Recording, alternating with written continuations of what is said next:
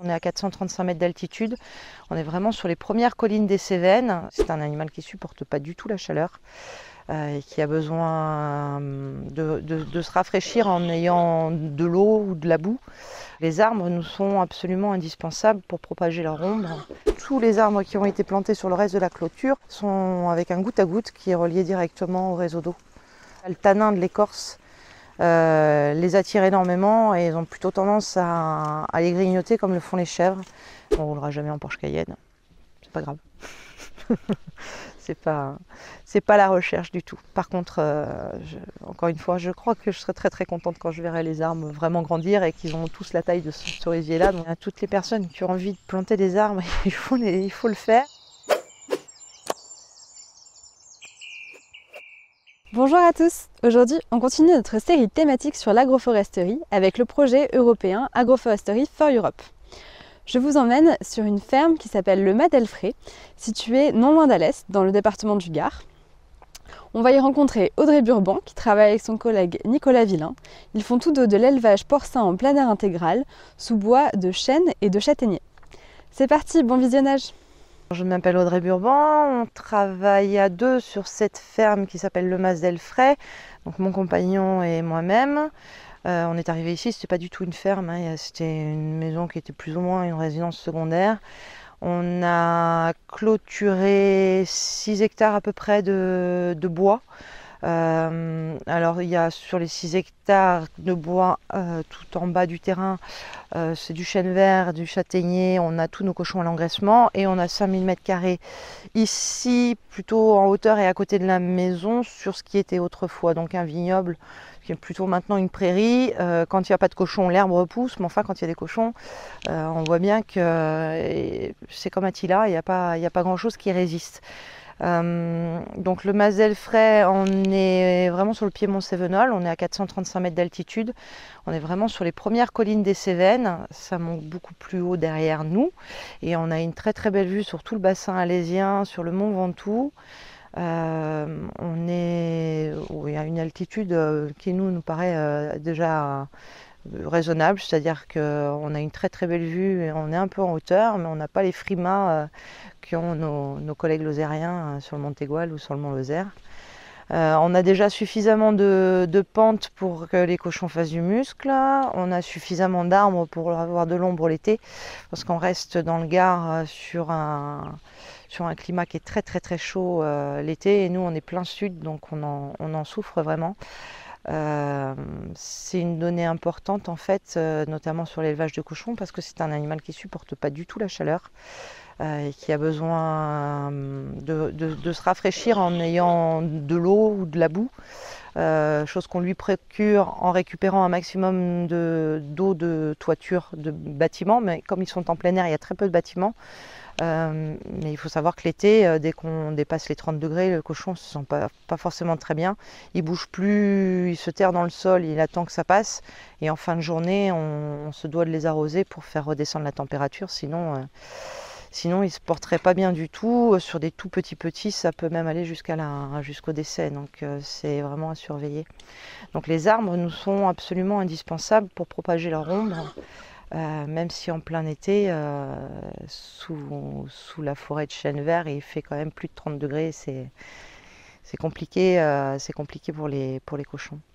Le reste du temps, ils sont particulièrement bien installés parce qu'il y a des zones d'ombre et des zones de soleil.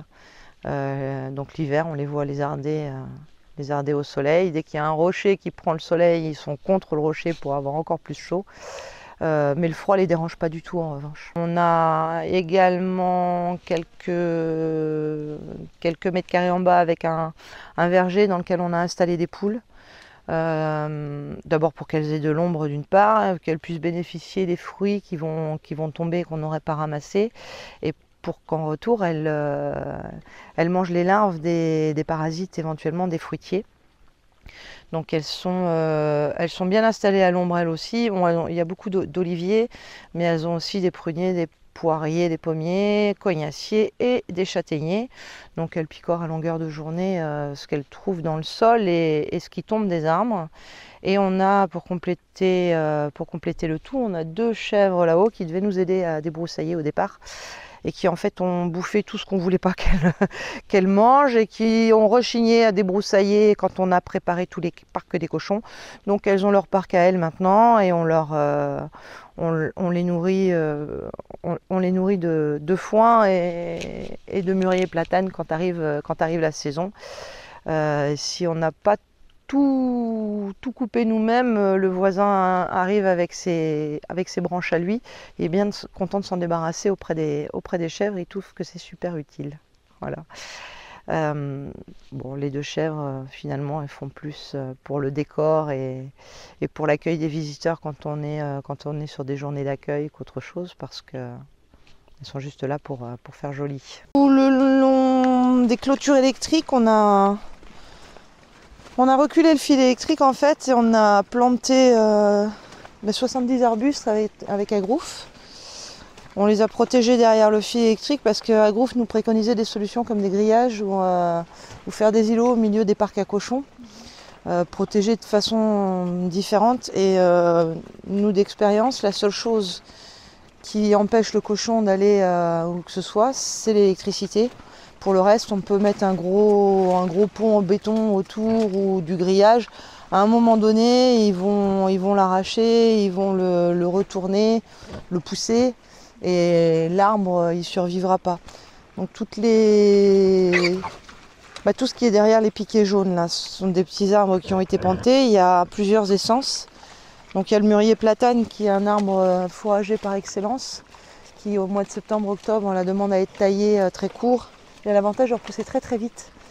Il va faire énormément d'ombre arrivé au printemps et à l'été. Et une fois qu'il est taillé, tout le monde se rue dessus pour le manger, les cochons comme les chèvres. On n'a pas d'autres, les poules pas trop, mais elles aiment bien les mûres qui tombent. On a mis des poiriers, des pommiers et des cognaciers pour que avec les cochons aient des fruits en plus de l'ombre à terme. Et il y a quelques arbousiers aussi dans le lot. Bon, tout ça sous forme de haies et donc uniquement en longueur de clôture pour qu'ils soient bien protégés. Parce qu'en îlot central, c'était voué, pour nous, c'est voué à l'échec. Si on regarde bien là sur le parc, par exemple, il y a un très gros tombereau qui servait autrefois à faire des vendanges parce qu'ici il y a eu des vignes. Il était bien plus haut auparavant. Les cochons s'en servent pour se frotter et ils ne devraient pas tarder à passer de l'autre côté de la clôture. Ils poussent tout, ils ont une force redoutable et la seule chose qui puisse sauver les arbres, c'est que le fil électrique fonctionne. Donc, chose à laquelle on est particulièrement attentif. Après ici on a quelques poiriers qui ont été poussés. Il y a eu deux campagnes. Il y a eu une première action qui a été faite avec agrouf où on a récupéré quelques poiriers qu'on a plantés ici. Alors notamment le long de cette clôture qui est en fait la maternité des cochons dans le hangar là. Donc les quelques premiers arbres qu'on a eus, c'était dans le cadre de l'association Baron des Cévennes. On les a mis là pour qu'il y ait de l'ombre pour les porcelets, puisque la petite cour qu'ils ont est pas du tout ombragée à part 2 chênes. Mais comme on est plein sud et le soleil est toute la journée dessus, et puis pour que les poires puissent tomber sur des petits cochons de cette taille-là, ça leur va bien. Donc ceux-là ont été plantés il y a 4 ans, si je me souviens bien. Donc ils ont déjà bien grandi et ne devraient pas tarder à faire des fruits et un peu d'ombre pour le premier là, qui est le plus développé. Après on voit que, alors ceux-là on les a pas irrigués. L'été quand il fait extrêmement chaud plein sud, je les arrose avec la récupération d'eau qu'on a du toit ici. Ce qui a été un peu contraignant les premiers étés, mais enfin, en même temps il y avait 5 arbres donc ça allait relativement vite, même si en fin de grosse journée après des 40 degrés c'est toujours un peu laborieux, mais ça s'est bien fait. Et puis bon, maintenant ils sont bien implantés et ils résistent bien. Les réserves d'eau sont pas loin, c'est essentiel. Après tous les arbres qui ont été plantés sur le reste de la clôture sont avec un goutte à goutte qui est relié directement au réseau d'eau. Parce que les étés sont particulièrement chauds, particulièrement secs, et on ne veut pas prendre le risque là. 70 arbres à arroser au seau, ça ne le fait pas trop. Donc on ne veut pas prendre le risque d'en perdre. Enfin, il y a déjà suffisamment de raisons pour qu'ils puissent avoir des soucis sans que ce soit un problème d'arrosage. Donc tout a été mis au goutte à goutte. Voilà pour ce qu'on peut dire pour cet espace. On est sur 5000 m². Les cochons ont naturellement un espace boisé ici avec des chênes verts. Et les cochons qui sont ici sont les reproducteurs de la ferme. En bas, dans les bois de chêne blanc, chêne vert et quelques châtaigniers, on a tous les cochons à l'engraissement. Ils sont dans les bois, donc là on n'a pas procédé à des plantations, on a plutôt procédé à la protection des arbres. Parce qu'en fait, il y a des moments dans l'année où on s'aperçoit que les cochons manquent de quelque chose, en tout cas le tanin de l'écorce les attire énormément et ils ont plutôt tendance à les grignoter comme le font les chèvres. Donc là, il a fallu préserver certains arbres, on va dire, avec un mécanisme de grillage. Mais ici, c'est plutôt la plantation de jeunes arbres pour créer de l'ombre et donner des fruits aux plus jeunes quand ils seront assez grands. Parce qu'on est sur une zone qui n'est pas boisée, qui a été de la prairie, qui a été de la vigne, il y a de ça bien longtemps. Voilà. Donc là, on a les cochons qui vont pas tarder à manger les glands et on voit que les arbres sont quand même plutôt pas mal pourvus. Et puis de temps en temps, on a des accidents comme là, avec un chêne qui est tombé avec le vent. Alors je pense qu'il n'y a pas que le vent, en fait. Alors l'agroforesterie pour les cochons, les arbres, c'est super intéressant pour l'ombrage, pour la protection, avec le vent, et puis pour les fruits et les feuilles qui tombent, parce que finalement, quel que soit l'arbre, ils mangent les feuilles plutôt goulûment. Mais comme ils passent leur temps à fouiller le sol, bien souvent, ils mettent des racines à nu, ce qui peut fragiliser certains arbres. Et ici, on est au col de la Croix des Vents. Donc quand ça souffle plein sud, plein ouest et parfois plein est, alors le nord, on l'a moins, parce qu'il y a la crête, mais il y a quelques arbres qui ne survivent pas. En même temps, on se chauffe au bois. Nous, ça nous évite d'aller faire des coupes sur des parcelles, sur des arbres vivants. On glane au fur et à mesure ce qui tombe et ce qui meurt. Donc finalement, la sélection du bois de chauffage, elle est faite par les cochons. Voilà. C'est plutôt original et pas très rationnel, mais ça marche plutôt pas mal. J'entends le fil qui claque, alors je vais aller voir ce qui s'y passe. Je pense que c'est une ronce. Les cochons détruisent vraiment tout. Hein. Quand ça passe pas du tout, le ressort, enfin là, le ressort prenait le jus sur la clôture. On a enlevé le ressort pour qu'ils puissent tous aller se coucher dans la maternité, parce qu'ils sont un petit peu nombreux en ce moment. Et donc du coup, il n'y avait plus du tout d'électricité qui passait dans la clôture et ils l'ont ravagé. Voilà, ça c'est... Le cochon en plein air est un peu comme un bulldozer en fait. C'est assez violent. Ouais, ça claque de partout, il faut aller voir ailleurs, ça m'agace. Bon, c'était bon les petits gars? Il n'y a pas que l'agroforesterie, nous on débroussaille là où on passe en fait. Ouais. Et on prend soin de laisser, on prend soin de laisser des zones comme ça. Alors ça a double tranchant parce que l'idée c'est d'attirer les pollinisateurs et que quand ça fleurisse, toutes les grandes herbes et les ronces soient là pour les papillons, les abeilles et tous les autres, hein, parce qu'il n'y a pas que, il y a les bourdons, enfin il y a du monde. Et quand on les états de ronces comme ça, on sait aussi que c'est propice aux serpents, aux petits rongeurs, mais en fait il y a toute une biodiversité qui s'installe et elle ne nous dérange pas en fait. Bien au contraire, je pense qu'elle rend service. Après, on a énormément d'oiseaux au-dessus de nos têtes. On a des faucons, des corneilles, on a des buses. Ça, il y en a beaucoup dans la région. De temps en temps, il y a les vautours de Lozère qui arrivent jusque-là parce que ils cherchent, je ne sais pas, où ils s'amusent dans les courants d'air. Mais et puis il y a beaucoup de petits passereaux. Mais on se rend compte qu'en laissant des endroits de vie comme ça qui nous pose pas de problème puisque c'est pas des endroits où on passe. On a vraiment une vraie biodiversité. Bon, de temps en temps, on a la mauvaise surprise de voir un énorme serpent nous passer devant les pattes. Bon, il a plus peur de nous que l'inverse, je pense. Même si je me suis rendu compte que j'aimais pas forcément beaucoup les serpents. Non, c'est des peurs pas très rationnelles, mais enfin, en tout cas, ils ont cette utilité-là, notamment de bouffer les rongeurs qui peuvent avoir des mauvaises influences sur les sacs de grains là-bas. Pour peu qu'ils trouvent la plaque, parce qu'on stocke au même endroit le foin, la paille et le grain des cochons. Donc forcément, il y a du rongeur.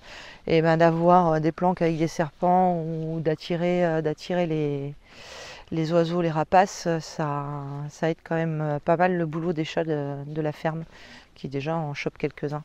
Enfin, voilà, tout ça pour dire qu'il n'y a pas que les arbres qui travaillent pour nous en fait. C'est vraiment, on ne débroussaille que les chemins, hein, c'est pas très visible, mais on ne débroussaille que nos chemins, et il y en a beaucoup plus cette année. Donc on a beaucoup débroussaillé les clôtures pour que l'électricité passe et que les cochons soient en sécurité et pas en contact avec les sangliers de l'extérieur. Et pour le reste, on laisse pas mal la végétation vivre sa vie. De toute façon, au bout d'un moment, l'été, ça sèche et ça tombe. Donc le cycle de la nature est plutôt bien respecté et ne nous empêche pas de travailler, bien au contraire. Le climat dans les Cévennes, il est assez méditerranéen, en tout cas nous sur la partie où on se trouve, avec ces épisodes cévenols qui vont arriver plutôt à l'automne ou au printemps, où il y a tout le front atlantique et le front méditerranéen, les courants d'air chaud et froid qui vont se rencontrer juste au-dessus des Cévennes et qui vont conduire à des très très grosses intempéries. La semaine dernière, en une nuit, il est tombé plus de 200 mm. Alors ça, c'est les données météo sur la Grand Combe, qui est la ville voisine. Nous, on a des pluviomètres, ils s'arrêtent à 40 mm et ils débordaient vraiment. Et on n'est pas retourné régulièrement, hein, on vérifie combien il tombe, mais régulièrement il pleut plus de 100 mm sur 24 heures, quoi. Alors on est en crête, on est en hauteur de colline, et tout ça descend, mais ça ravine beaucoup les terrains. Et après, on a un climat très très chaud, très très sec l'été, de plus en plus long. Il y a des périodes où ça commence en juin et ça s'arrête à mi-août. Et il y a d'autres moments où les périodes de canicule et de grosses chaleurs vont aller de juillet jusqu'à fin septembre. On s'est vu une année faire de l'accueil à la ferme un 1er octobre et avoir aussi chaud qu'au mois de juin, bien que les jours aient déjà baissé. Donc on a vraiment des grosses périodes de chaleur. Et après, on ne peut pas dire que le froid soit très très rude l'hiver. On a eu de la neige quand on s'est installé sur les premières années, mais ça fait 2 ans qu'on n'a pas vu de neige. Et quand bien même, elle ne tient pas beaucoup. Les périodes de chaleur sont beaucoup plus marquantes que les périodes de froid. Ce qui nous inquiète en fait d'autant plus pour les cochons. Ce changement climatique-là va poser problème à terme parce que les périodes où on va avoir besoin de les arroser et de les surveiller intensément en termes de santé s'agrandissent. Et les périodes de froid qui supportent très très bien et qui leur posent aucun problème parce qu'ils mettent du gras et du poil à plus savoir qu'en faire, celles-là elles sont plutôt réduites à peau de chagrin. Donc on est sur une problématique, nous, à l'avenir, de récupération d'eau.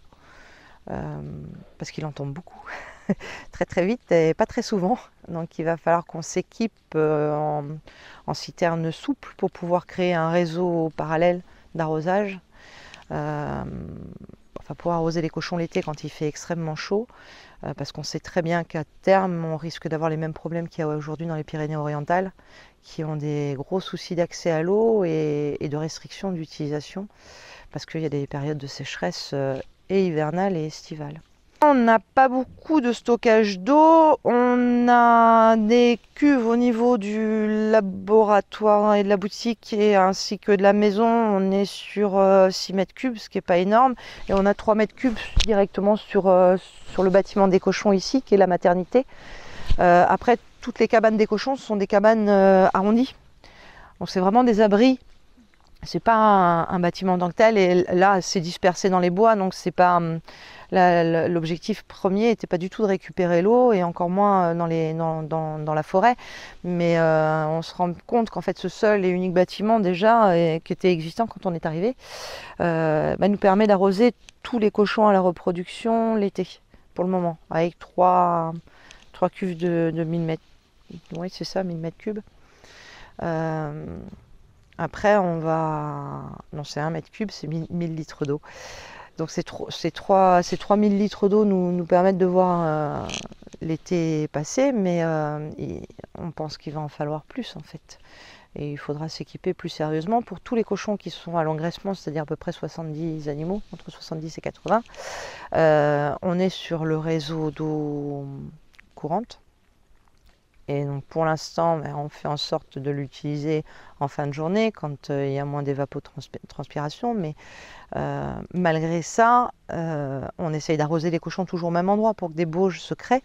Mais malgré ça, il y a une grosse évaporation de l'eau. Et le jour où on va nous dire l'eau, elle est rationnée, vous arrosez pas de telle heure à telle heure, on coupe les robinets de telle heure à telle heure, mais on sera bien embêté. Donc là, on est en train d'étudier comment on peut récupérer l'eau sur notre tunnel de stockage, qui est arrondi lui aussi, donc c'est pas forcément évident.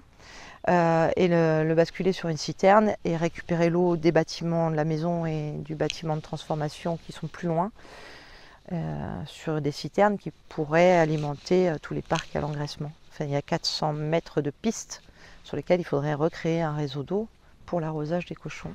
Voilà, c'est un petit peu complexe, mais ça va devenir vital. On a deux types de cochons sur la ferme. On a les 100% du roc qui sont les cochons bruns, plutôt très haut, avec les oreilles qui leur retombent sur les yeux, ils y voient rien.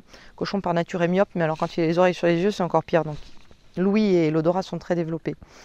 Donc les Duroc bruns, en 100% pure race, c'est-à-dire de père et de mère Duroc, sont les barons des Cévennes. On est sur une filière spécifique à la région d'Alès. Et après, on a les cochons croisés que vous voyez là, qui sont moitié Duroc, moitié large white, ou un peu plus de Duroc et un peu moins de large white. Le large white, c'est le cochon rose anglais avec les oreilles bien dressées, bien levées. Alors, il est toujours myope, il ne voit toujours pas grand-chose. Il n'a pas les oreilles devant les yeux. Et donc, ces cochons ce croisement qu'on fait nous permet d'avoir des porcelets qui vont quitter leur maman à 2 mois, après 2 mois qui vont être sevrés à 2 mois, après 2 mois d'engraissement, 2 mois avec leur mère, et qu'on va mettre dans les parcs d'engraissement pendant encore 8 mois. C'est-à-dire qu'on commence à les abattre uniquement à 10 mois, et on les garde jusqu'à 12 maximum pour faire la viande fraîche. Après, les barons des Cévennes sont des cochons qu'on utilise pour faire la salaison, donc on garde plus longtemps dans les parcs. Le minimum, c'est 12 mois. On monte jusqu'à 18, parfois un peu plus quand ils veulent vraiment rien savoir et qu'ils ne veulent pas monter dans la bétaillère. Ça ne dépend pas de nous. En tout cas, ça dépend de leur bonne volonté à obtempérer. Mais entre 12 et 18 mois, ces cochons-là vont développer une viande beaucoup plus persillée, un peu plus grasse, qui va nous permettre de faire les saucissons, les saucisses sèches, le lonzo, la coppa, enfin toutes les salaisons qu'on fabrique après sur la ferme. Donc c'est deux types de cochons différents, mais 2 élevages similaires. Ils sont tous dehors toute l'année, ils glanent ce qu'ils trouvent sur les terrains. Là, les glands commencent à tomber, donc ils renversent tout ce qu'ils trouvent de cailloux, de branches pour trouver un gland planqué en dessous. Donc on a un gros travail de nettoyage des clôtures, parce que tout, comme on est en pente, tout file en bas des clôtures. Mais ils ont toujours le groin au sol en train de fouir et de voir s'il y a quelque chose à grignoter. Donc ils ont tous des parcs à l'engraissement où on met 8 cochons, ce qui nous permet d'avoir des cochons par catégorie d'âge. Tout le monde va manger la même chose parce que tout le monde a à peu près la même force, on va dire. Il n'y a pas des tout petits qui sont obligés de se battre avec des gros pour avoir un peu de grain. Et ces 8 cochons, ces bandes de 8 cochons ont à peu près 2500 à 3000 mètres carrés par parc. Une cabane, 2 abreuvoirs. Voilà, c'est ce qui constitue leur quotidien. Ils viennent comme ils veulent. Quand ils sont petits, ils courent partout. Quand ils sont très gros, ils font beaucoup la sieste. Et on les nourrit essentiellement avec des granulés de blé et d'orge, des vitamines et des minéraux qui sont ajoutés parce qu'on est dans les bois et on n'est pas en mesure de fabriquer notre aliment. On n'a pas de prairie et quand bien même on aurait de la prairie, on aurait énormément de mal parce qu'on fait naître les petits, on les engraisse. On les amène à l'abattoir, on les transforme nous, c'est Nicolas, mon compagnon, qui s'en occupe. Et derrière, on fait de la vente directe. Donc, on a déjà avec tout ça, on n'a pas de répit dans la semaine. Et on serait bien embêté s'il y avait des céréales à planter, à traiter éventuellement et à récolter entre deux épisodes de pluie, enfin un moment propice parce que les semaines sont déjà très très chargées. En revanche, on utilise des céréales qui sont produites sur le quart sud-est de la France, parce que le but du jeu, c'est pas non plus d'aller chercher à l'autre bout du monde quelque chose qui est produit pas trop loin. Mais on n'est pas du tout autonome en alimentation pour nos cochons, si ce n'est les gâteries, on va dire, les petits plaisirs qu'ils ont, c'est-à-dire les cerises qui vont tomber sur les cerisiers qui étaient déjà là quand on est arrivé, les glands et les châtaignes à cette époque-ci, même si on n'a pas beaucoup de châtaigniers, il y a quand même de quoi distribuer un petit peu à tout le monde. Et puis bien sûr les feuilles des arbres, hein, tout simplement. Si vous regardez, là on a des feuilles qui commencent à tomber, mais il n'y en a pas une seule dans les parcs au sol. C'est-à-dire que les cochons vont tout ramasser. Ils ont encore une fois toujours le groin par terre à vérifier s'il y a quelque chose à manger. Voilà, et dès qu'il y a une feuille, ça finit dans le bec du cochon. On calcule ce qu'on doit donner à nos cochons en céréales tous les jours. Tout ce qu'ils vont trouver ailleurs, c'est du bonus. Et c'est vraiment la fraise tagada, sans le sucre et sans les colorants. Mais le cochon aime par-dessus tout le sucré. Quand on arrive après les marchés avec des melons abîmés, des pêches abîmées, c'est premier à sauter dessus. Donc quand il y a des fruits qui tombent, ils sont super contents. Le gland n'est pas forcément très très nourrissant, mais c'est une grande satisfaction pour lui que d'aller le récupérer et le mâchouiller pendant un moment, quoi. Quand ils n'ont plus rien à mâchouiller, on les voit avec des cailloux, hein, on dirait des ados avec un chewing-gum. On les voit mâchouiller des cailloux. Donc en fait, ils ont besoin d'aller chercher dans le sol des choses à manger, puis à s'occuper, quoi, en fait, la mâchoire, ou s'occuper tout court.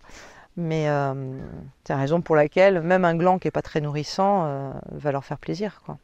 Donc là, ça commence à tomber maintenant, fin septembre, sur octobre, et puis ils vont en trouver jusqu'au mois de janvier, parce qu'il en tombe toujours en dessous les cailloux. Et là, c'est le grand bonheur, on retournerait une montagne entière pour trouver le dernier gland de la saison, quoi. C'est vraiment du bonus.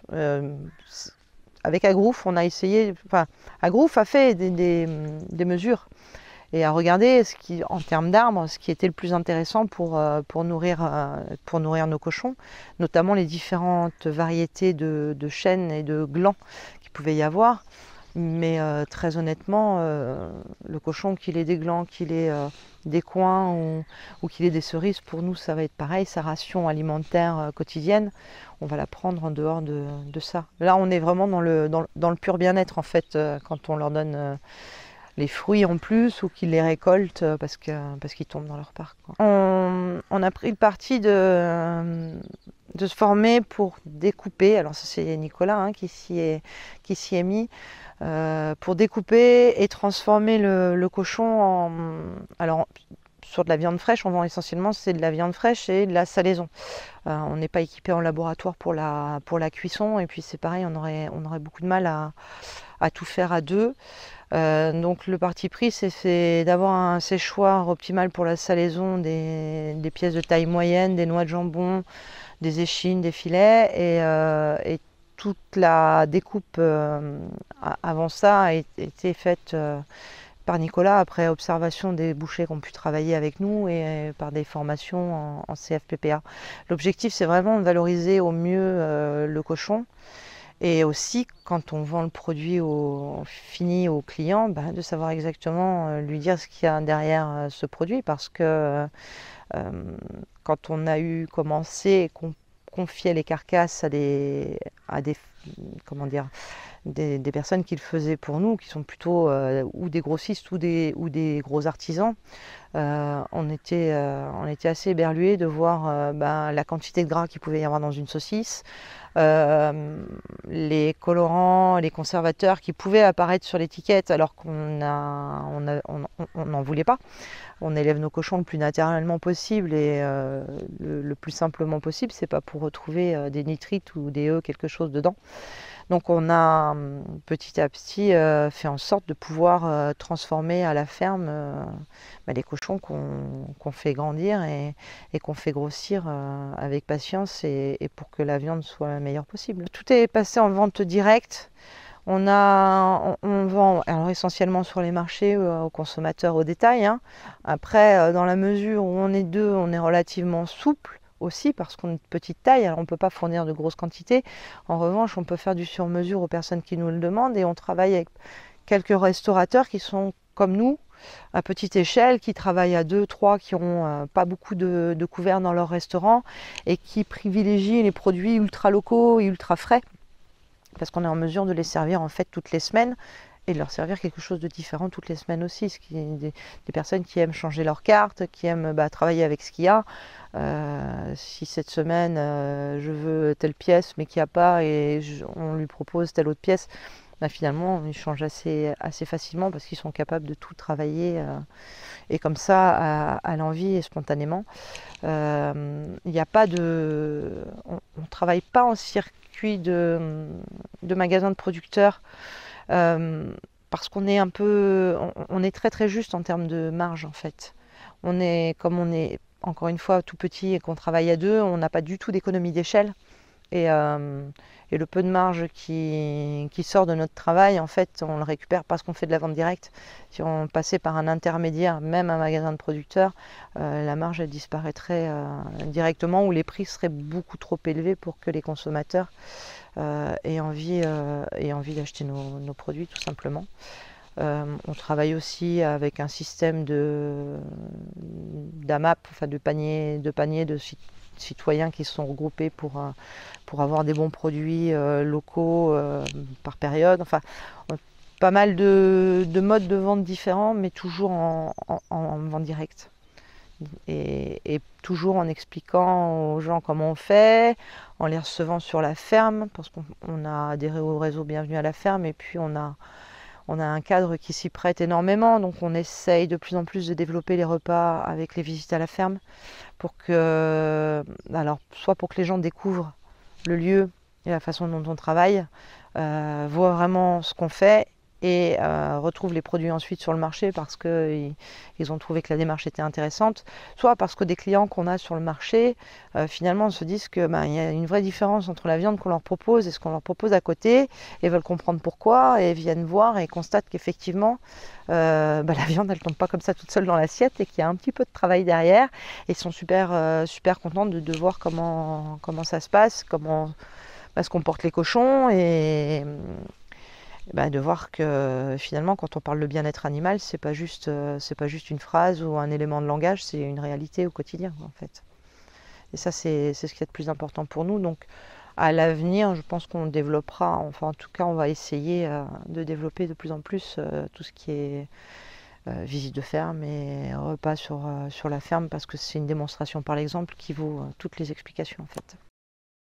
Portrait de ferme, webinaire, conférences, nous faisons le maximum pour mettre à votre disposition du savoir technique gratuit.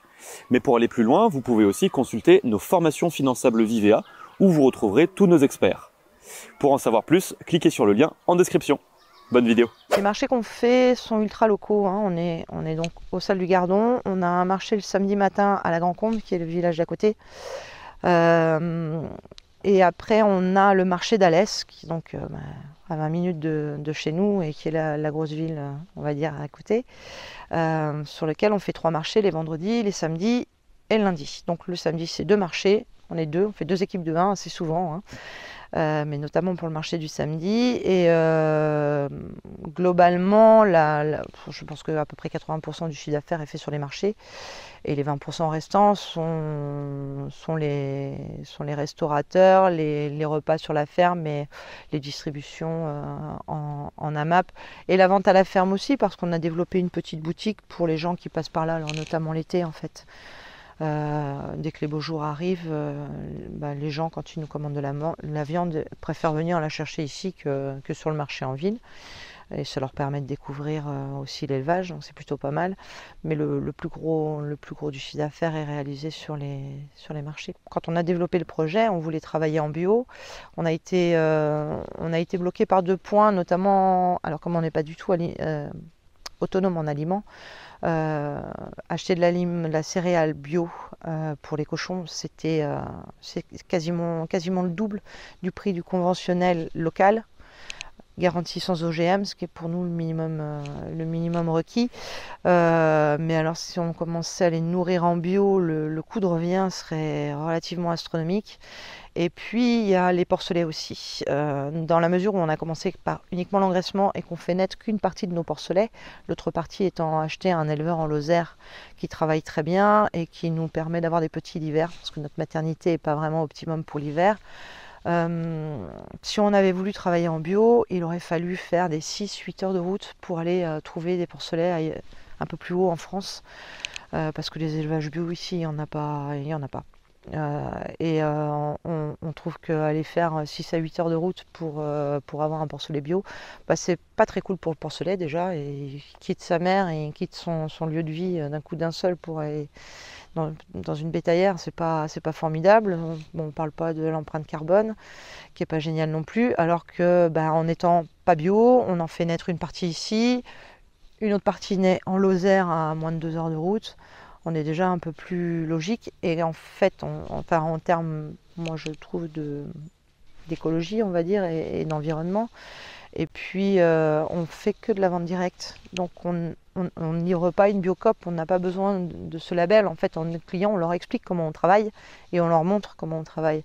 C'est-à-dire que pour le reste, hormis l'aliment et les cochons, il n'y a aucun intrant chimique qui intervient ni à la transformation ni à l'élevage. Les cochons dehors, ils tombent pas malades en fait. Il faut les surveiller l'été parce qu'ils ont très très chaud et que ça peut leur poser des problèmes très sérieux de malaise et éventuellement d'arrêt cardiaque. Mais dehors, ils sont pas malades. Quand il pleut vraiment beaucoup, ils vont, comme tout le monde, avoir comme un rhume. Mais ça se soigne relativement bien avec ou de l'homéo ou des huiles essentielles et ou un peu de vitamines, hein, tout simplement. Et puis la plupart des problèmes de santé qu'ils peuvent avoir, ça va être quand ils se sont retournés, qu'ils ont mis un coup de croc aux copains, ils ont un peu rayé la carrosserie, on met un peu d'argile et puis en 3 jours c'est bouclé, il n'y a plus de soucis. Après, le plus gros problème qu'on puisse rencontrer, c'est dans les terrains qui sont le plus en pente, quand il a plu beaucoup. Là, c'est assez glissant. Un cochon qui fait 200 kg, il a vite fait de se tordre une patte et de se faire mal. Et c'est là que c'est le plus délicat, c'est qu'il faut réussir à intervenir et à les isoler ou à faire en sorte qu'ils ne soient pas bousculés par leurs copains. C'est vraiment ce qui peut nous poser problème en termes de santé, mais pour le reste, on n'a absolument pas besoin de médicaments et ni d'intrants chimiques en fait. Donc une fois que les personnes ont vu comment on travaillait et qu'on leur a expliqué que certes l'aliment n'est pas bio, mais il est déjà à minima sans OGM et que les cochons ils sont dans un élément on ne peut plus naturel et soigner on ne peut plus naturellement quand il y en a besoin, et c'est rare. Le plus gros du travail est fait en fait. Et c'est sûr que si on choisissait de vendre à des magasins bio, il faudrait revoir toute la chaîne, mais encore une fois, les tarifs ne seraient pas du tout les mêmes. On s'est formé en woofing en Saône-et-Loire, dans une ferme qui faisait et l'aliment et l'élevage des cochons et qui pouvait tout faire en bio. Parce que finalement, c'était le responsable de la ferme qui choisissait comment il cultivait ses céréales et comment il élevait ses cochons. Et c'est vrai que c'est vraiment l'idéal d'avoir une économie circulaire sur sa propre ferme finalement. On n'en a pas la possibilité ici, donc on a fait ce choix de laisser de côté le label bio et puis de travailler de façon qualitative et de communiquer autrement, c'est-à-dire en vente directe. Et ça marche plutôt pas mal, les gens comprennent bien. On a des consommateurs invétérés de bio qui viennent nous voir et qui savent pourquoi ils prennent notre cochon plutôt qu'un cochon bio élevé en bâtiment finalement. Parce que c'est une question de choix, hein, mais quand on sait comment sont faites les choses et qu'on les voit, on n'a pas forcément besoin d'un label derrière, tout simplement. Et on est arrivé en septembre 2017. Le temps de faire le premier parc à cochons qui est ici et de mettre les premiers cochons, c'était février 2018. Donc on a Tout début février, on a réceptionné l'aliment pour les cochons, en premier lieu. Ce jour-là, il a neigé. Donc ça a été assez folklorique parce que le chauffeur du camion devait descendre les palettes avec son Fenwick. Il n'a jamais réussi à arriver jusqu'à l'endroit où on voulait stocker les palettes. Donc il a tout laissé au milieu du passage, enfin sur le chemin parce qu'il ne pouvait pas aller plus loin, le pauvre. Et on a vidé les palettes sac par sac. Donc on a fait une centaine de sacs de 25 kg du milieu du chemin jusqu'à l'endroit de stockage. Donc ça a commencé sur les chapeaux de roue. Et puis une semaine après, on a reçu nos 10 premiers cochons qu'on a mis dans ce premier parc-là. Donc 10 petits nés à Fons-sur-Luçon chez un collègue de la filière Baron des Cévennes. De ces 10 petits, on a gardé Copine, qui est une des reproductrices de la ferme, parce que en fait, l'idée c'était d'élever les cochons pendant 1 an avant de les transformer. Donc on les a pris tout petits, ils avaient 2 mois. Donc on les a gardés 10 mois et pendant 10 mois, il n'y avait pas grand monde d'autres sur la ferme. Enfin, au début, il n'y avait personne et puis on a fait rentrer petit à petit. Donc on a passé énormément de temps avec eux. Ça a été nos 10 premiers petits. Donc ça a été assez difficile de les mener à l'abattoir pour la première bande. Donc Copine est restée avec nous parce que voilà, on ne pouvait pas passer tout le monde à l'abattoir. Et donc petit à petit, tous les 2 mois, en fait, on a rentré des bandes de 8 cochons sur les parcs qu'on a fait après au fur et à mesure à l'engraissement en dessous. Voilà, les choses se sont faites petit à petit. Une fois qu'on a fini de faire tous nos parcs et de nos cabanes, on s'est occupé des bâtiments de stockage parce qu'on était sur quelque chose qui était tout petit, qui était pas trop fait pour. On a utilisé les bâtiments qu'il y avait sur place et puis après on a retravaillé, on a fait une boutique à la ferme, on a fait notre séchoir, on a fini par faire notre labo de transformation après avoir travaillé sur une CUMA, c'est-à-dire un laboratoire collectif avec d'autres collègues du Baron des Cévennes. Quand ce labo a fini de fonctionner, on est passé sur la transformation directement à la ferme. Enfin, on s'est vraiment équipé petit à petit. On est parti de rien du tout, parce que ici, c'était des retraités qui vivaient, qui étaient 6 mois de l'année ici. Il n'y avait pas de clôture, il y avait le bâtiment pour le camping-car et puis un garage pour les voitures. Et petit à petit, on a transformé tout ça. On a commencé à vendre nos premiers cochons donc en février 2019, une fois qu'ils ont eu 1 an et qu'ils étaient en âge d'aller à l'abattoir, et surtout une fois qu'on a été capable de les faire monter dans la bétaillère. Parce que ça a été un grand moment aussi. Il y a quelques cochons qui nous ont fait des bras d'honneur et qui nous ont laissés sur le carreau au départ, fait le temps de s'aguerrir et finalement d'apprendre le métier, tout bêtement, parce que le port en plein air, ça ne s'apprend pas en fait. Il n'y a pas d'école, il n'y a pas de formation. Tout ce qu'on a pu faire, c'était avec d'autres éleveurs dans d'autres fermes qui ont bien voulu nous accueillir et nous montrer comment ils travaillaient. Mais bon, une fois qu'on s'attelle à sa propre ferme, on découvre tout un tas de soucis qu'on n'aurait pas soupçonnés. Et voilà, donc on a commencé à vendre en 2019 et avec une petite remorque froid qu'on nous avait prêtée. Petit à petit, on s'est équipé pour les marchés, pour la boutique, pour la transfo, et puis on a mis des planchers à nos cabanes, et puis voilà, on essaye d'améliorer au fur et à mesure le confort, parce que mine de rien, on s'est installé, on avait la quarantaine, et puis plus le temps passe et moins on fonctionne bien, donc il va falloir qu'on puisse pérenniser tout ça et puis voir pour travailler les 15 prochaines années sans trop forcer et sans casser, surtout parce que ça reste un métier extrêmement physique. Je crois que le plus gros de notre travail, c'est de débroussailler et d'enlever les cailloux que les cochons mettent sur les clôtures électriques, par exemple.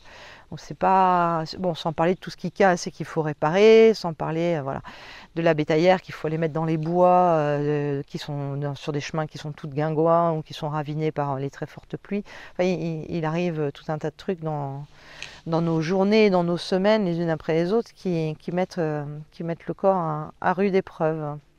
Quand on est arrivé ici en 2017, on avait déjà la quarantaine et une carrière professionnelle d'une vingtaine d'années derrière nous. Nicolas a grandi en Corse et il avait ce souvenir d'une grange qu'avait ouvert un Corse où pendait plein de saucissons Copa, Alonso, enfin toutes les charcuteries, toutes les salaisons que les Corses savent faire avec une odeur extraordinaire. Et il avait ça en tête depuis qu'il était tout petit. C'était vraiment la Madeleine de Proust pour lui. Et quand on s'est rencontrés, on était tous les deux dans la grande distribution. Et moi, j'avais déjà essayé de trouver des portes de sortie à l'époque et je m'étais formée pour être responsable d'exploitation agricole, donc c'est un brevet professionnel qu'on passe en formation pour adultes, mais sans jamais mettre en action le projet que j'avais. Et puis finalement, de notre rencontre, moi je lui ai parlé de la volonté de créer une ferme et lui m'a parlé de charcuterie et de cochons.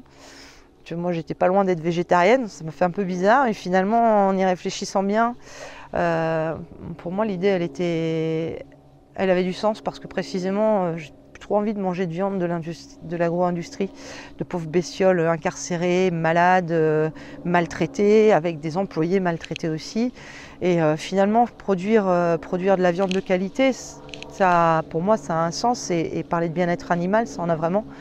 Alors j'ai des canines, j'aime bien manger du saucisson, donc je ne suis pas prête forcément à franchir le pas du végétarisme, mais l'idée d'élever les cochons, de leur donner une belle vie pour qu'ils nous donnent une belle viande en retour, ça me paraissait tomber sous le sens cette donc on est parti là-dessus, Nicolas avec son souvenir de charcuterie et moi avec cette idée de contribuer au bien-être de l'animal qui malgré tout reste un animal de boucherie. Je défie quiconque d'avoir un cochon comme animal de compagnie, vu la taille des trous et la taille des crottes, enfin tout un tas de choses qui font que ce soit un animal extrêmement sociable, curieux, intelligent, enfin très très attachant le cochon. Pour moi, nos cochons qui sont ici, qui sont à la reproduction, ils ont tous un petit nom parce qu'ils vont rester avec nous. Et quand j'appelle Copine, c'est Copine qui vient. Si j'appelle Zora, c'est Zora qui vient. Et ils sont aussi attachants que peut l'être un chien finalement, mais ça reste des animaux de boucherie et ça n'empêche pas qu'il faille bien les traiter et les considérer tout au long de leur vie, même si elle est courte, parce que si on veut quelque chose de qualité dans l'assiette, si on veut pouvoir aussi, moi en ce qui me concerne, me dire que j'ai pas contribué à la maltraitance d'un animal pour pouvoir me nourrir, c'est au moins ça qu'on leur doit, quoi. C'est leur donner une belle vie. Donc fort de ces deux idées-là, on a patiemment monté notre projet pendant 2 ans et on s'est formé pendant nos congés de salariés de l'époque. Le bois, nous, c'est quelque chose qu'on voulait vraiment. En fait, on était dans l'arrière-pays niçois et on voulait garder ce paysage qui nous paraissait indispensable, c'est-à-dire que d'avoir un bois de chêne, ça permettait d'avoir des glands, d'avoir des châtaigniers, ça permettait d'avoir les châtaignes. Et ça, c'est en fait, dans les Cévennes, on a retrouvé à peu près les mêmes dispositions géographiques en termes d'altitude que là où nous étions et la même végétation. Et ça nous paraissait vraiment idéal pour mettre des cochons. Alors, ce qui nous demande de l'entretien, c'est pas tant le bois. Parce que les arbres, ils ont poussé là depuis 50-70 ans. Autrefois, c'était des terres qui étaient cultivées, il y a encore les traces des terrasses. Donc, c'est pas forcément des arbres très vieux, mais ils ont poussé en très très grande quantité. Enfin, c'est une forêt relativement récente. Et elle vit sa vie. Le cochon accélère un peu, on va dire, le vieillissement ou la perte de certains arbres. Mais comme ils ont poussé très très serré et qu'il y a beaucoup de chênes très très fins, finalement d'éclaircir, ça va permettre à ceux qui restent d'être plus costauds. Mais là, pour le coup, c'est le cochon qui fait l'essentiel du travail. Et vraiment, l'entretien qu'on a à faire, en fait, c'est de protéger les plus gros arbres. De leur velléité parce qu'il y a un moment donné où le tanin qu'il y a dans l'écorce les intéresse et ils commencent à grignoter l'écorce. Donc quand on voit ça, on installe des grillages en fait particuliers que nous a procuré Agrouf, avec qui on travaille sur l'agroforesterie, qui s'appelle les cactus. En fait, c'est un grillage très très rigide avec un centimètre qui ressort, pas comme un barbelé, mais qui est en saillie, qui permet d'éviter que le cochon ne se frotte sur l'arbre. Parce que un arbre où il a fouillé pour chercher son grain, alors c'est vrai qu'on les nourrit pas toujours au même endroit, mais enfin sur des parcs de 3000 m², la zone devant laquelle on passe pour pouvoir les nourrir, elle est relativement limitée. Donc à ces endroits-là, à force de fouiller pour chercher son grain, la terre elle disparaît et puis les racines commencent à sortir, et puis quand on a des gros épisodes de tempête, et si le cochon il commence à se frotter contre l'arbre qui a essuyé des grosses rafales, et fatalement au bout d'un moment il tombe. Donc l'entretien il est plutôt là, c'est de faire donc les arbres où on nourrit, on essaye de préserver ceux qui sont en bord de piste pour leur faire de l'ombre quand on les nourrit. Mais ceux qui sont au milieu de l'aire de nourrissage, on a fait une croix dessus dans la mesure où on sait qu'à un moment ou à un autre, ils vont finir par tomber. Et puis il y avait déjà des arbres qui étaient plus vieux, que les cochons ont réussi à achever finalement, en se frottant ou en mettant les racines à nu. Mais en fait, il y a un renouvellement qui se fait tout seul. Et encore une fois, le bois, enfin, ce que les cochons vont avoir entretenu et les arbres qui n'auront pas résisté, on va dire, à leur force de déménageurs, ce bois-là va nous servir de bois de chauffage. Ça nous évite, encore une fois, d'aller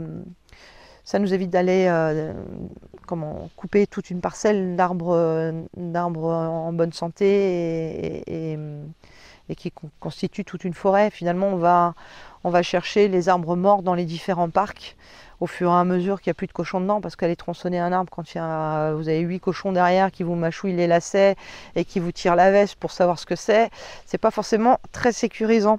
Mais voilà, on va chercher les arbres qui meurent naturellement, ou des branches qui tombent à cause des tempêtes. Au fur et à mesure, on glane. Et si tant est que les cochons s'attaquent à des gros arbres, ou à celui qui sera resté parmi ceux qui sont abîmés, on va mettre ces protections cactus autour pour éviter qu'ils ne soient la proie des dents des cochons le jour où ils ont envie de tanin en fait. Donc quelque part, les cochons vont éclaircir la forêt, mais ça va nous éviter d'abattre des parcelles complètement comme font certains voisins où ils rasent tous les arbres qui sont sur leur parcelle, et puis il va falloir des années et des années avant que ça ne repousse de façon correcte. On ne rase pas, on prélève en fait ce que les cochons auront abîmé au fur et à mesure, parce qu'il ne faut pas se faire d'illusions là-dessus. Et on s'en rend compte avec les poules ou avec les chèvres. Finalement, quelle que soit la taille de l'animal, à partir du moment où il est dans un endroit clôturé, plus ou moins confiné, même s'il est plus ou moins grand, le terrain il va être abîmé. De la même façon que l'être humain abîme son espace de vie, ou préserve certains par choix, et puis d'autres sont bétonnés, et ainsi de suite. L'animal, en fait, tant qu'il n'est pas itinérant, il va vraiment, vraiment abîmer le terrain. Même les poules, elles arrivent à nous faire tomber des parties de murs de restanques ou de faïs, c'est comme ça qu'on appelle ici les terrasses. Les chèvres vont en faire tomber aussi, elles vont bouffer les arbres qu'elles vont trouver sur leur terrain, parce qu'elles sont deux, on ne va pas les emmener en estive se promener sur des grands parcours. Voilà. Tant qu'il y a un espace clôturé, quel que soit l'animal, même une petite poule, ça va bouffer toute l'herbe qui est au sol et laisser le terrain, vraiment la terre à nu, et d'où l'intérêt de faire tourner les endroits où ils se trouvent, et de leur refermer certains accès et d'en ouvrir d'autres pour pouvoir préserver et faire tourner. Donc le cochon dans les bois, il profite de l'ombre, il profite des fruits des arbres, mais il abîme aussi au même titre que n'importe quel animal qui va être dans un espace clos. Donc on essaye de préserver un maximum les gros arbres, ceux qui sont déjà très très vieux, si tant est qu'on voit que les cochons s'y intéressent, parce que finalement ils n'abîment pas tout non plus, hein.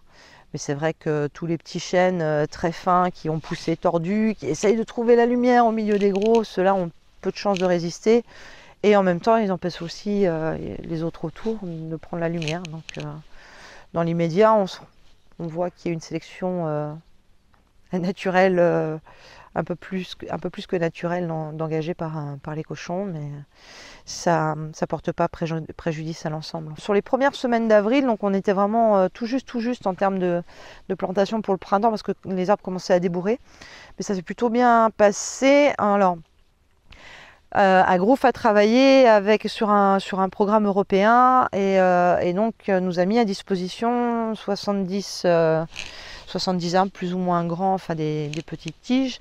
Donc on n'a pas eu de coût sur l'achat des arbres. Agrouf est venu les planter avec nous.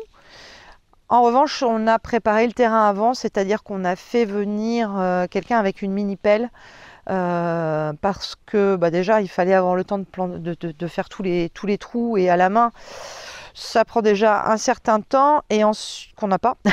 Et ensuite le terrain est très très caillouteux, il y a énormément de bandes rocheuses. Donc il suffit de tomber là-dessus pour s'éreinter pour pas grand-chose. Donc on a fait venir une mini-pelle et on a fait creuser tout le long des clôtures, parce que de toute façon on avait déjà dans l'idée que les petits arbres, si on voulait les irriguer, 2 les protéger, il fallait qu'ils soient derrière les clôtures électriques des cochons. Agrouf nous a proposé de faire quelques îlots, on ne l'a pas fait sauf sur un endroit entre 2 parcs.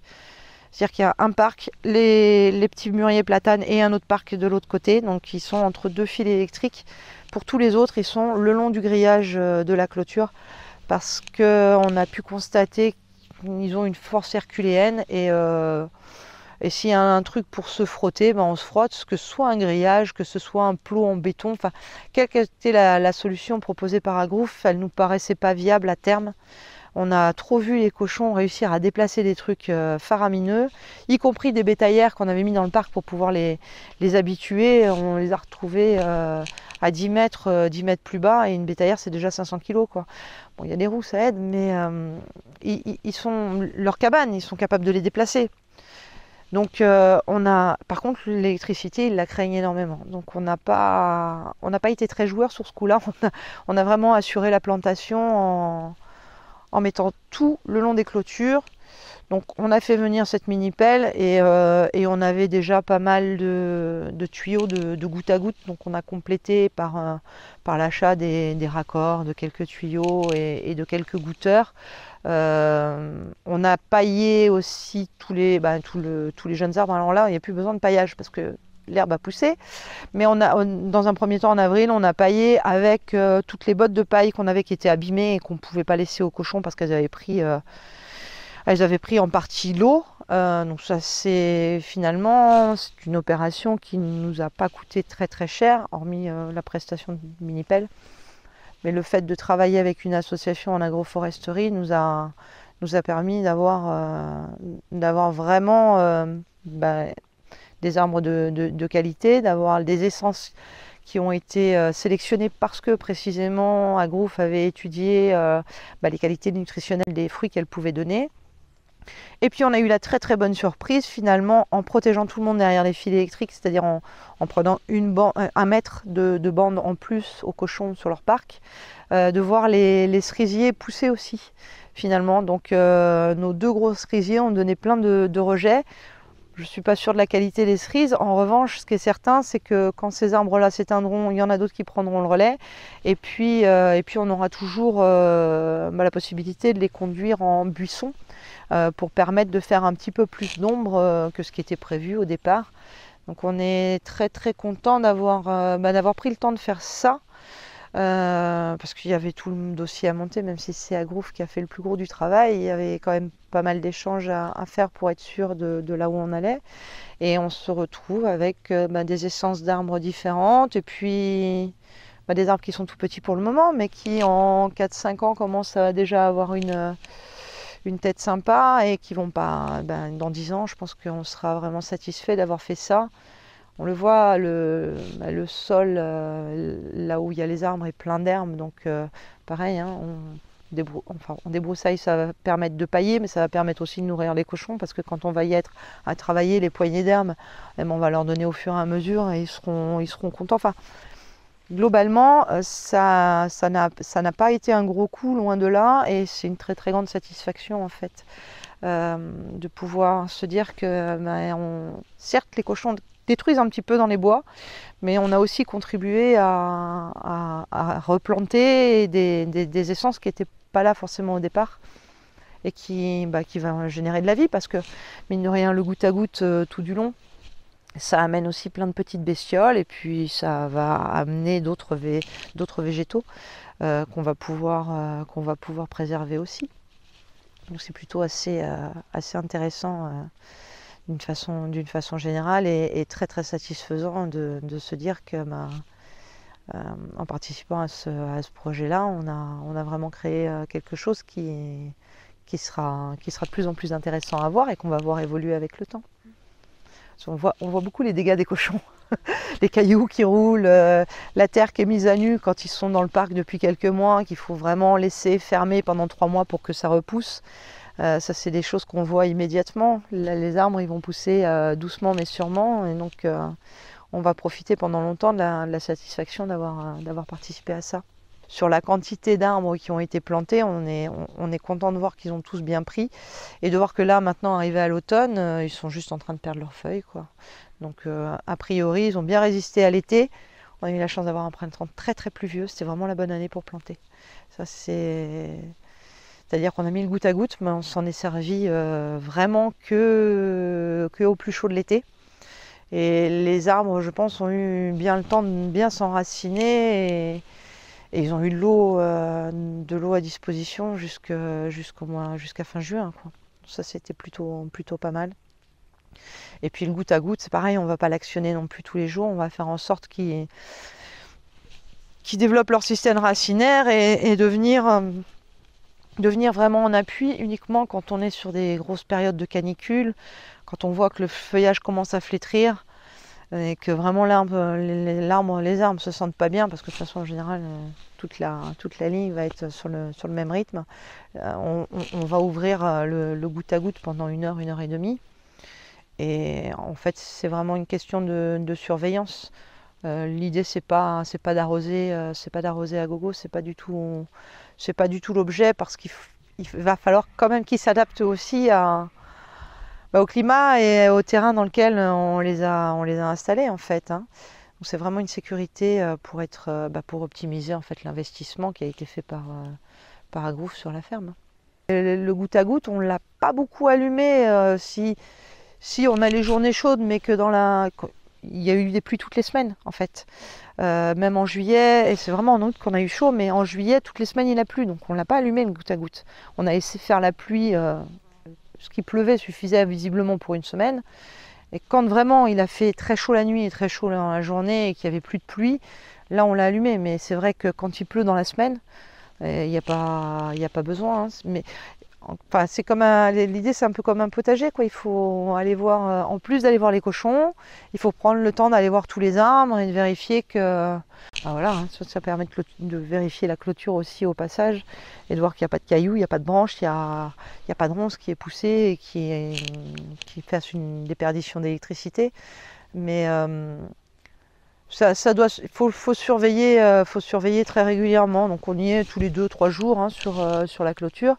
Et si effectivement il n'a pas plu, on commence à regarder l'état des feuilles et on voit si l'arbre a besoin ou pas, hein. Mais honnêtement, on a beaucoup plus arrosé les cochons que les arbres cette année, ça c'est une certitude. Ouais, et puis bon, comme c'est sur la première année, je pense que le plus gros est passé. Le goutte à goutte, il va rester, je pense qu'il va rester là. Dans l'idée sur les 5 premières années pour les aider, mais c'est vrai que on va regarder aussi puisque les 2 cerisiers qu'on avait et puis les mûriers platanes sont sur le chemin du goutte à goutte, on va voir si eux aussi ça les améliore finalement dans leur qualité de vie quelque part. Hop, il y a eu un gros bruit qui a fait peur aux cochons et qui interpelle les chiens. Donc c'est quelque chose qu'on va laisser, enfin moi je pense sur les 5 premières années de l'arbre. Après, une fois qu'ils sont lancés, et bon, le changement climatique étant ce qu'il est, on verra. Une fois que c'est installé, il n'y a pas d'urgence, on n'en a pas besoin ailleurs, et s'il faut le laisser, on le laissera parce qu'on ne sait pas si finalement les périodes de très très grosse chaleur vont pas s'étaler sur 6 mois et s'il n'y a pas besoin d'aider les arbres qui sont là, quoi, hein. C'est une très très grosse inquiétude finalement, c'est comment la végétation va s'en sortir. Et alors on a beaucoup de soucis nous avec les cochons et la chaleur l'été, mais finalement moi, je voudrais pas trop être arboriculteur aujourd'hui parce que je trouve ça super inquiétant, parce que la rapidité d'adaptation de l'arbre qui est planté depuis longtemps, elle n'est pas forcément très rapide, et c'est pas évident que d'envisager comment sera cet arbre dans 10 ans et de quoi il va avoir besoin. Moi, je trouve ça assez inquiétant, quoi. Donc il y a le goutte à goutte. On va faire en sorte de ne pas trop s'en servir pour pas trop donner de mauvaises habitudes, entre guillemets, mais de l'avoir oui, quand il y a besoin. On va dire que c'est le seul gros investissement finalement. C'est les tuyaux de PER et les raccords d'arrosage. Le fait d'avoir les ports en plein air sur les chênes, ça permet d'avoir des animaux qui sont pas stressés. Et ça joue énormément sur les molécules qu'ils vont libérer dans leur corps et sur la qualité de la viande. Par rapport à un animal qui est incarcéré en bâtiment. Ça nous permet d'avoir des porcs qui sont musclés, parce que même là, le terrain est en légère pente, mais dans les bois, il l'est beaucoup plus, et forcément, ils font travailler les muscles, beaucoup plus qu'un cochon qui va être, encore une fois, entre quatre murs. Après, on est parti sur une durée d'élevage minimum 10 mois, plutôt 12 en moyenne, qui permet d'avoir des cochons d'une taille conséquente. Et donc, alors, il faut le nourrir pendant 12 mois, ça coûte forcément 2 fois plus cher qu'un animal de bâtiment qui est nourri pendant 6 mois. Mais au final, on a une qualité de viande qui est bien plus belle. Et on a aussi des carcasses qui sont bien plus lourdes et donc bien mieux valorisées que s'ils étaient incarcérés, encore une fois, entre quatre murs. Après, la rentabilité, honnêtement, elle est pas, dans la mesure où on est vraiment sur une toute petite échelle, on produit à peine 80 porcs par an, elle n'est pas énorme. Elle nous permet de vivre, de payer le crédit de la propriété et de mettre les enfants à l'école et de leur faire des études et de manger, quoi. Mais ça n'a pas une rentabilité folle, loin de là. Mais aussi parce que on n'est pas super empirique. Enfin, on n'est pas super méthodique, au contraire, sur l'aliment qu'on va leur donner. C'est 2,5 kg de ration par jour, mais enfin, quand on y va et qu'on leur verse le grain, il est aussi possible qu'il y ait 2,6 kg par tête, et puis une fois 2,4 kg. On est beaucoup plus basé sur l'idée que le cochon vit sa vie et a une belle vie, et qu'on passe beaucoup de temps, nous, à réparer ces bêtises, parce qu'il en fait beaucoup, parce qu'ils détruisent énormément, ils ont une force phénoménale dans le cou, et que quand ils ont envie de s'amuser avec le tuyau qui met de l'eau dans leur abreuvoir, ils font vite des geysers, ils cassent leur cabane comme c'est pas permis, c'est rigolo, il y a plein de choses à tirer, à arracher. Donc, le plus gros de notre travail, il est là, et on n'est pas on cherche pas une rentabilité excessive, on cherche à pouvoir en vivre sans plus, ce qu'on arrive correctement à faire, on va dire, tant qu'on est sur le schéma actuel. Après, si on perd des clients, si plus personne ne vient au marché, si les ventes directes ne marchent plus, ça sera plus compliqué. Et c'est vrai qu'on n'est pas dans une démarche qui nous permettrait d'optimiser les coûts comme le font les agro-industriels en bâtiment ou les gens plus aguerris. Ce qu'on vend à nos clients, au-delà d'une viande de très bonne qualité, la raison pour laquelle ils viennent, c'est parce que la viande, ça faisait des années qu'ils n'en avaient pas mangé de la viande comme ça. Enfin, c'est le retour qu'on a essentiellement, c'est vraiment la qualité de la viande. Mais c'est aussi l'idée que derrière, la viande qu'ils ont mangée, elle provient d'un animal qui a eu une belle vie. Et la rentabilité a aucune place en fait dans tout ça. Si ce n'est pour nous, au final, quand il s'agit d'aller faire les courses ou de payer le crédit. Mais c'est pas une question de rentabilité en fait. Et c'est pour ça que travailler avec une association comme Agrouf, qui nous apporte de la plus-value en bien-être, mais qui ne nous coûte pas énormément en mise en place, c'est juste parfait, quoi, en fait. Parce qu'on est vraiment dans cette recherche-là, la plus-value dans le bien-être, et pas en espèces sonnantes et trébuchantes, ce qui fait qu'on n'a pas forcément de gros moyens non plus pour mettre en place des choses. Donc la rentabilité n'est pas folle, mais on ne l'a pas fait pour ça, en fait. Voilà. Tant qu'on arrive à en vivre, ça nous suffit amplement. Tant que nos cochons vont bien et qu'on n'a pas de soucis majeurs sur le travail, au-delà du volume de travail que ça nous demande, c'est impeccable, quoi. C'est la qualité de vie, la qualité de la viande, la qualité du travail. Enfin, en fait, on ne roulera jamais en Porsche Cayenne. pas grave. C'est pas la recherche du tout. Par contre, encore une fois, je crois que je serai très très contente quand je verrai les arbres vraiment grandir et qu'ils ont tous la taille de ce cerisier-là. Donc toutes les essences qui vont donner des fruits vont être les bienvenues. Il faut aussi que ce soit des essences qui s'adaptent au terrain. On est sur un terrain argilo-calcaire, donc il n'y a pas forcément tout qui va pousser. Les châtaigniers ont plutôt besoin d'une terre acide et poussent bien là où il y a des pins et des sapins. Par exemple, on ne serait pas allé dans une forêt de pins ou de sapins pour aller mettre les cochons, ça n'avait pas grand intérêt. Même si grignoter des pommes de pin, ça les amuse pas mal. Mais en termes nutritifs, c'est pas terrible. En termes d'ombre, je suis pas sûre que ce soit formidable. Le châtaignier, en revanche, est extraordinaire parce que ça va faire des arbres très grands, ça fait une ombre très fraîche l'été. C'est très lumineux. Il fait plus frais sous le châtaignier que sous le chêne. Alors on a pris des relevés de température avec un jeune homme qui travaillait en agroforesterie. C'est pas énorme comme différence, mais néanmoins la feuille du châtaignier est plus large, plus claire et va vraiment donner cette sensation de frais que donne pas le chêne vert. Mais voilà, le châtaignier, bien évidemment, ses grandes feuilles, son ombre, ses fruits un peu sucrés pour le cochon, c'est vraiment le top du top. Malheureusement, on est sur une région qui a connu beaucoup de châtaigniers et qui a eu problème aussi beaucoup de maladies et les châtaigniers sont en train de crever les uns après les autres et puis parce qu'il fait très chaud et très sec et que le temps est en train de changer. Les grenadiers par exemple vont super bien chez les poules. Elles adorent manger des grenades une fois qu'elles ont éclaté, mais je ne sais pas si le cochon ça lui plairait, je pense. De toute façon, il mange à peu près tout. Hein. On a essayé, parce qu'on récupère des fruits à la sortie des marchés, des choses abîmées. La mangue, il la mange en 2 temps, 3 mouvements. L'avocat aussi, donc pourquoi pas la grenade finalement. Donc je pense que tant qu'il y a un fruit, le cochon, ça lui va bien. Après, les essences qui vont bien sont les essences qui vont, pour nous, pousser vite. Donc le mûrier platane, c'est top. Les essences qui vont faire beaucoup d'ombre, le mûrier platane, c'est top. Son feuillage est vraiment adéquat. Et puis il doit y avoir un goût assez sucré parce que les cochons se jettent dessus. Hein. Et les chèvres aussi d'ailleurs. Après, il y a plein d'essences qu'on n'a pas essayées parce qu'on n'est pas sur une région où il y a des saules, où il y a des érables. Peut-être que ça irait bien. Il faut plutôt poser la question aux spécialistes en agroforesterie.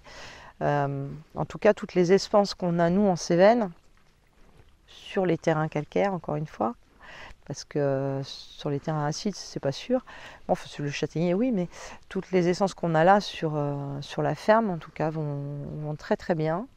Et moi, j'attends de voir avec curiosité les arbousiers, parce que ça va pas forcément faire beaucoup d'ombre, mais ça va faire plein de petits fruits très très goûteux. Donc, on verra bien ce que ces petits buissons vont donner. Après, pommiers, poiriers. On le sait, les cognaciers aussi, ça régale les animaux, quoi. C'est certain. Donc plutôt les fruitiers, mais pas que. Hein. Les chênes blancs font des gros glands aussi, ont beaucoup d'ombre. Toutes ces essences-là, en tout cas, nous, qu'on a trouvées sur place, vont très très bien. On a beaucoup de micocouliers dans le coin, ils ressèment très bien. C'est un arbre qui pousse super bien tout seul, visiblement. Il n'a pas besoin d'aide. Et quand on coupe, qu'on taille un micocoulier, qu'on donne les branches aux chèvres ou aux cochons, ça part. Mais pas autant que le mûrier platane par exemple. Donc ça ne doit pas tout à fait avoir le même goût. Mais voilà, c'est des arbres aussi qui font une belle ombre et qui supportent bien la sécheresse visiblement. Après, voilà, il y a plein d'arbres à essayer. Je pense que des organismes comme Agrouf ont fait des études bien poussées. En tout cas, ils ont vraiment regardé les variétés de chênes, la taille des glands et les qualités nutritives de chaque gland, de chaque variété de chêne. Mais comme on le fait sur le verger, c'est là où on a le plus de fruits, de temps en temps, je prends un seau et je vais ramasser tout ce qui est au sol en fait. Et je le jette aux cochons qui sont là près de la ferme et qui sont les reproducteurs. Parce que sur un seau, il n'y a pas de quoi nourrir les 70 à l'engraissement. Mais globalement, les figues qui vont tomber, ça aussi se régale. Voilà, on va glaner tout ce qui va tomber au pied derrière le fil électrique quand on entretient la clôture, quand on entretient le petit bout de parcelle. On on va rejeter par-dessus bord. Hein. De toute façon, déjà aujourd'hui, quand on passe avec la débroussailleuse pour enlever toute l'herbe sous le fil électrique, ils nous suivent, hein, que ce soit les poules ou les cochons. Ils ont tous très bien compris que derrière, ça vole et qu'il y a de quoi picorer ou fouiller. Toutes les personnes qui ont envie de planter des arbres, il faut le faire. Après, il faut vraiment, c'est le conseil, moi je le vois par rapport aux cochons, mais je pense que c'est pareil pour tout animal. Il faut vraiment faire en sorte que ces petits arbres qu'on fait pousser puissent grandir de façon sécurisée, on va dire, parce que quelle que soit la bestiole, il y a toujours un moment où ça finit dans la bouche et à être mâchouillé et prendre soin de mettre des essences qui finalement vont bien pousser. Mais si on veut travailler en agroforesterie, faire appel à des associations qui en ont fait leur spécialité, je pense que c'est la première démarche à faire en fait. On a eu la chance de croiser Agrouf parce qu'on faisait partie de la filière Baron des Cévennes et qui se sont intéressés à nous. Et ça a été la chance finalement, c'est qu'on n'est pas parti comme ça, la fleur au fusil, en se disant bon, on va voir ce qui se passe. On a suivi les conseils de personnes qui sont bien renseignées là-dessus et alors ça nous a apporté en termes de conseils, mais ça nous a apporté aussi finalement en termes d'aide à la plantation, puisque eux sont des spécialistes des dossiers subventionnés et de la mise en place avec un objectif bien précis. Et finalement, on a bien travaillé en partenariat. Et puis ce qui est intéressant, c'est que derrière, ils proposent des formations et des conférences. Enfin, il y a tout un tas de choses qu'on peut apprendre avec ces associations-là.